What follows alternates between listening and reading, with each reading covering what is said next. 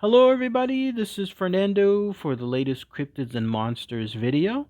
Alright, let's go ahead and let's continue the wonderful book, Strange Monsters and Great Searches by George Laycock. Last time we had done chapter 3, which involved the world of Old Mose, which was a very large black bear that ended up terrorizing a certain part of the country out there in Canada. This one has to do with another real life set of creatures. You can find them out there in this world today, but the way they look, the way they act, the lore and urban legends associated with them, it's almost like they come from the strange world of fantasy, almost like if their own monster slash cryptid category as well. Chapter 4 has to do with this. The title of it is called The Dragons of Komodo. So as you can tell, it deals with the legendary creatures known as the Komodo dragons. If you've seen one of those in real life, I have not, even at a zoo or anything like that. But if you have, they definitely do seem to make a presence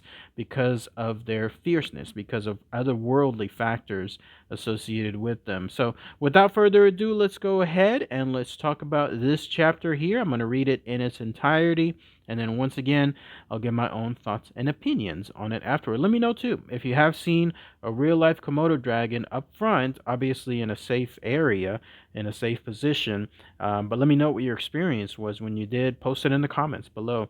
So here's what the chapter states.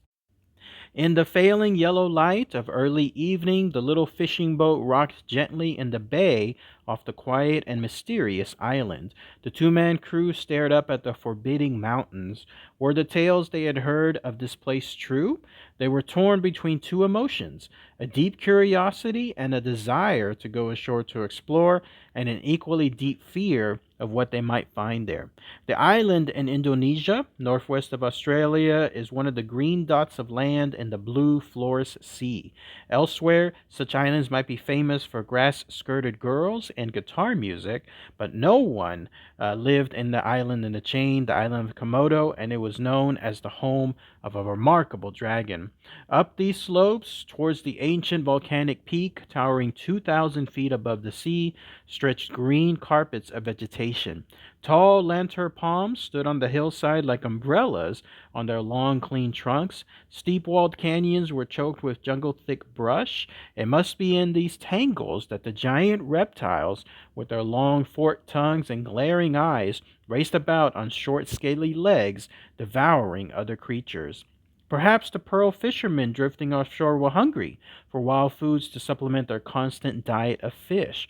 Maybe they thought this island might provide a good base for their fishing operations, but they must have wondered too if the old folk had given them the straight story or simply fed them a preposterous tall tale. There was only one way to be sure. And so they dropped anchor, sloshed ashore, and began climbing. Soon they paused to rest. While they stood there, one of them reached out and silently touched the arm of his companion, and he nodded toward the trail ahead. Together, there stood speechless, staring at the frightening beast that had waddled from the underbrush and now blocked their path while its beady eyes were trained upon them. There is no record of how long it took the exploring fishermen to return to their boat, but later fishermen did establish a small outpost on Komodo, the island of the dragons. The island of Komodo is a strange and lonely place where few outsiders come. It is one of a little cluster of islands formed long ago by volcanic action, pushing steam and molten rock from the sea. The islands are known as the Lesser Sundas, and they lie like gems in the blue sea east of Java. Strong currents and tides rip down through the passages around these islands, and these rough seas have discouraged visitors. Komodo was not a great distance, however, from the museum in the town now known today as Bogor on Java. There, the museum director, Major P.A. Owens, first heard the strange accounts as pearl fishermen told what they had known or seen on Komodo. Major Owens must have questioned the stories. Such tales are not easily believable. The year was 1912, and surely, if there were monstrous dragons on Komodo or anywhere else on Earth for that matter, men of science would know of them by now. On occasion, the governor of that group of islands made his rounds on an inspection tour. Never had there been any reason for him to stop long on Komodo, and then Major Owens made his strange request. Would the governor mind, the next time he stopped around Komodo on his inspections, going inland a bit and seeing about this dragon thing? When the governor arrived, he found two pearl fishermen on the island. They told him of the dragons inhabiting the interior of the island. The governor even saw the remains of one of the lizards. He carried the story back to Owens, and the museum director was now on the trail of a new scientific discovery. Major Owens decided to send an expedition over the Komodo. As he made preparations for his staff to depart, he hesitated to tell anyone the objective of the trip. One could not blame him. Who would want the neighbors saying with raised eyebrows, "Did you hear the mayor? He's sending an expedition, they say, to search for dragons." What a strange man, that major. But what the major found from the visit to Komodo was soon to be repeated around the world, especially among scientists.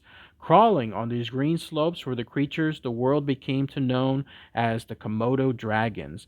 They were cousins of the dinosaurs. Somehow they had survived through the ages into the present. They were by far the largest lizard anywhere on Earth. One skin brought to the major measured 13 feet long. Later, others went to search for the Komodo dragons and found them living also on the nearby island of Ringija and a portion of Flores. Together, these bits of island are but a speck on the map of the world. This is a hostile country for the careless or unfortunate. Living here are deadly green vipers, cobras, wild boar, and water buffalo, while sharks and poisonous sea serpents cruise the edge of the sea. No doubt Major Owens, like most of us, had been exposed to his share of dragon pictures and stories. In fairy tales, any self-respecting dragon must have piercing eyes, a long scaly tail, a long low body, and he should have a bit of a be a bit of a flamethrower breathing fire out of his nostrils or perhaps his ears. The Komodo dragon fell short of this on one point. It did not breathe fire. Otherwise, the first one viewed by Major Owens possessed all the features a dragon could ask. The lizard was fully 10 feet long. Later, some were recorded at lengths of 12 and 13 feet. The head of the Komodo lizard is broad and flat and covered with scales which overlap to form a rugged armor. His whole body is armor plated in this way. The eyes are set well back on the sides of the head. This gives him a wide field of vision, making it difficult to sneak up on him. Out of his mouth flicks a long forked tongue that vibrates and tests the breezes for odors of food.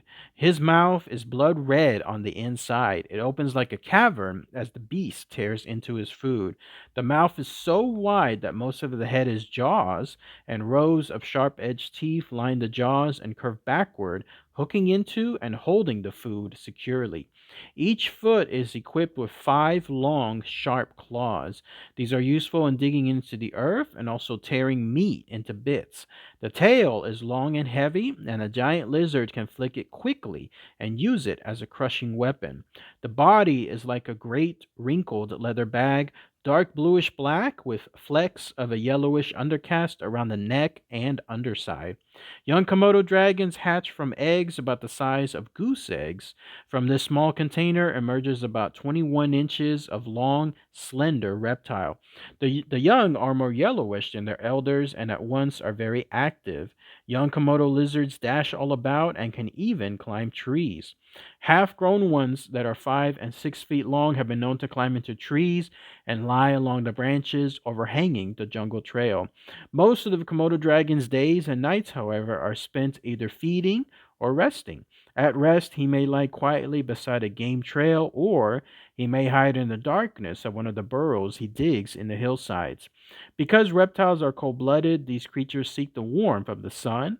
Lying there in the open, they turn with the sun, basking and adjusting from time to time to keep themselves comfortable. Their appetite is fearsome to consider. Their most common food is carrion. They search out the dead deer, goats, wild boars, and water buffalo and tear them into chunks for immediate consumption. Fresh meat seems to hold less appeal for them than it does once it begins to rot. Men who have traveled to Komodo to trap or photograph the dragon usually begin by putting out a dead goat for bait. After the meat has been a few days in the hot sun, the lizard's flicking forked tongues begin to pick up these strong odors. Then they come out of the dense cover over to the food. As they hold the carrion down with their broad, strong feet, their mighty jaws rip the flesh apart. There is nothing dainty about the eating habits of the lizard. Into these gaping red mouths go flesh, bones, hair, and anything else in the way. A large Komodo dragon can swallow the entire hind quarter of a deer or a goat in a single bite. As long as the food lasts, they continue to store it away in their expanding, cavernous bodies. To watch these largest of all living lizards eat carries an observer back millions of years into the dim age when dinosaurs ruled the earth. Will these monsters attack live animals? Yes, says those who have studied them. They will attack a beast as large as a pony. Dashing out of hiding from the shadows of the trees, the giant lizards grab and hang onto their victim. But large animals sometimes break away and later carry scars as evidence of their brush with death. There are no records of a Komodo dragon having attacked a human unprovoked. The human who sees one coming can outrun it. He might even set a new track record. When a Komodo dragon is captured, it struggles and fights fiercely. It snaps and grabs at anything or anyone within reach, but a dragon can be forgiven for this. Today, there are still populations of these giant lizards crawling about on their native islands, primarily on Komodo, but their numbers have dwindled and their future is threatened. There may be no more than a few hundred of them remaining. They are listed now on the official roster of the world's rare and endangered wildlife, and with them on the same list are nearly 1,000 rare birds, mammals, snakes, fish, and others, but no other dragons. That seems to be a shame in a world that was once rich in dragons. Then that's it. That's everything associated with Chapter 4, which is titled again Dragons of Komodo, from the book Strange Monsters and Great Searches by George Laycock. So let's talk about that here. As you can see, it pretty much goes into a detailed account involving the world of Komodo dragons there from the island of Komodo. Again, if you've seen one in action in real life, let me know what you guys and gals think. I've never seen one, not even at a zoo, but I have seen them at least on videos, nature videos that shows out there involving their attacks and what they do.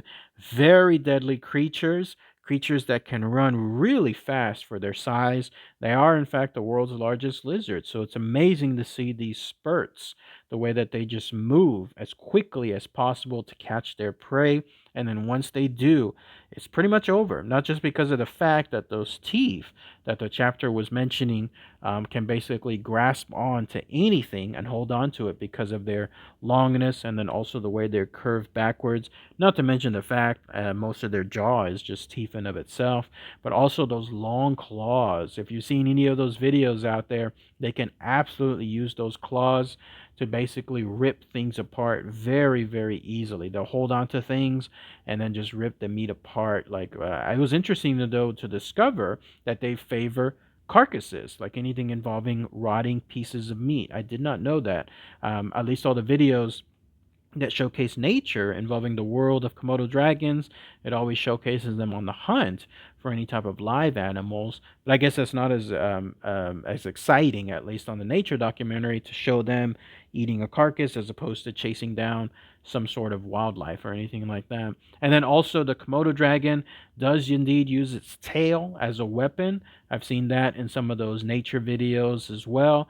But what I was surprised that the chapter did not cover is the fact that it has this deadly saliva. Like this saliva that it has, it's almost like a form of a poison. It almost makes creatures very, very slow or paralyzed to the point that they're just easy catch for the Komodo dragons. So anything involving a bite from them would absolutely make it a game changer in their favor. All it takes is a single bite, and then that's it. We just give it some time, and then that slow acting poison, if it is, if you can call it that, would start to work the body, and then that's it. They'll basically become food for the Komodo dragon. I do remember reading too that for all the time that these Komodo dragons have been in existence, Again, coming from the days of the dinosaurs almost, there was no record of them, at least until the 1900s. I think it was because of the fact that the island of Komodo is just so out there. Like, it's so remote. It's almost like the world of Jurassic Park. Like, it's on an island in of itself that hasn't been visited for who knows how long. And then once people came aboard, they must have been mystified at seeing this giant beast, like this giant lizard, just staring down at them. One thing I've noticed too on the nature documentaries is whoever is filming them, these Komodo dragons have no fear at all. Like, in other words, of humans. The chapter was interesting to state that they don't seem to favor humans in terms of food or anything like that. So that's good. And you can indeed outrun them if you run them as quickly as possible, and it's pretty easy to escape them if you have a well enough ahead of time. So they don't seem to favor humans in that regard, but they also don't show fear. You can just see how they just stare towards the camera, at least from a distance. They don't care. Like, they don't care that the person is there. If anything, it's almost like an annoyance to them. So they have no fear because they know that they are top dogs when it comes to the world of carnivores that are out there. In fact, I think the Komodo dragon is listed as one, if not the most deadliest creature that's out there in this world because of so many factors that favor it when it comes to its attack. So interesting stuff. But let me know what you guys and gals think. A creature that is so otherworldly, it almost comes from the world again of monsters and cryptids. If it wasn't for the fact that it was a real life animal, then we would think that it would be made up, like it would be something that would be told, just like in the world of Bigfoot or anything involving chupacabras and so on. But let me know what you guys and gals think. All right, everybody. Thanks again as always. Take care.